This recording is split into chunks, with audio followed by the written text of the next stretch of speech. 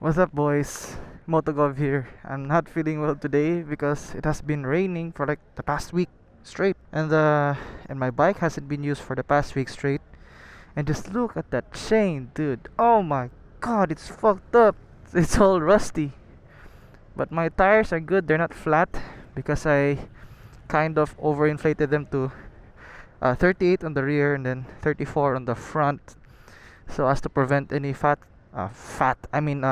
spots when parked for a long time, because this is my parking over here, and the only form of protection this bike has had for the past week, or ever since naman pala, ever since I've always used a motorcycle cover, but that's it.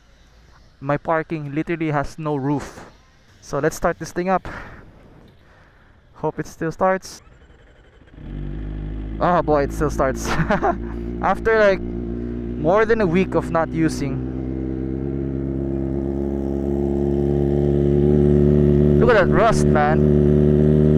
Tapos ngayon pupunta tayo kay Boss Oms. We're gonna go to Forme Bikepoint to have this bike race prepped. Because guess what, boys? I have a race this weekend. It's race week. It's just a beginner race at the BLC Cup.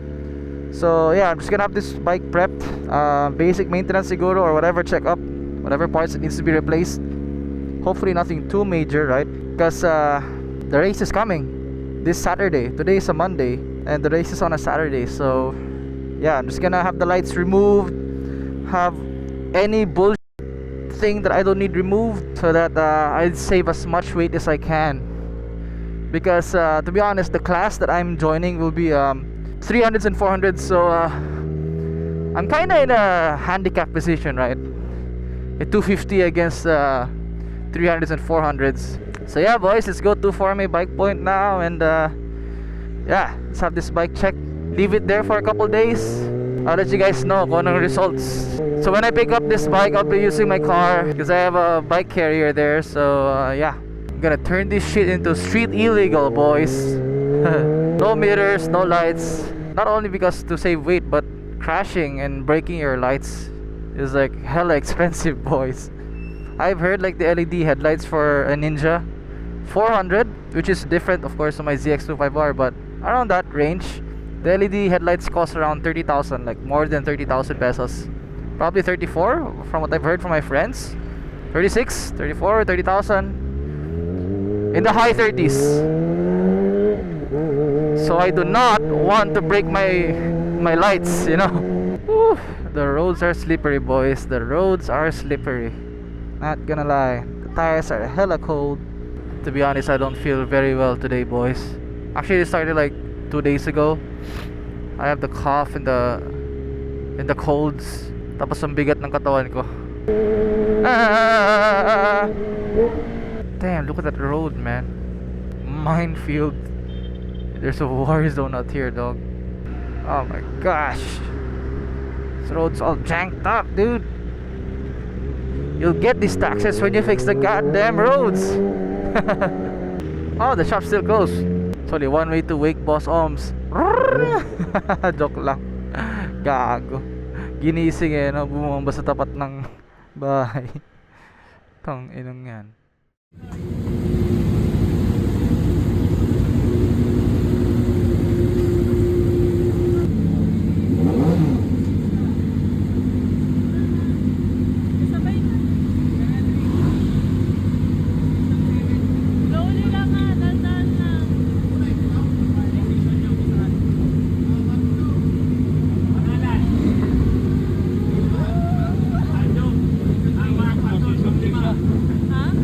Position 3.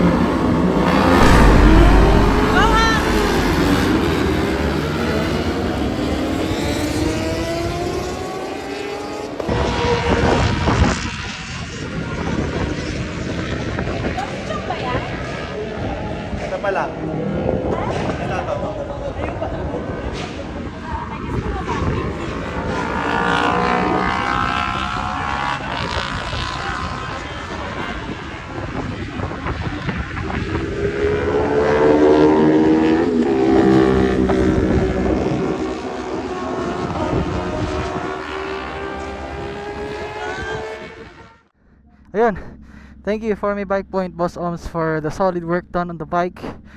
And my first race experience sa BLC Cup 400 open category, 250cc versus 400. Well, it was fun. Sabi ng iba, oo, handicap ako sa CC, pero sige lang, it's just a not so serious beginner race. Gusto ko lang ma-experience habang nasa akin pa yung bike. Basta!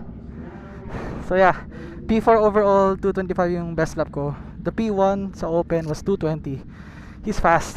Yeah, those 400s are really fast. So yeah, that's it for my video, guys. So thank you for watching. Peace out.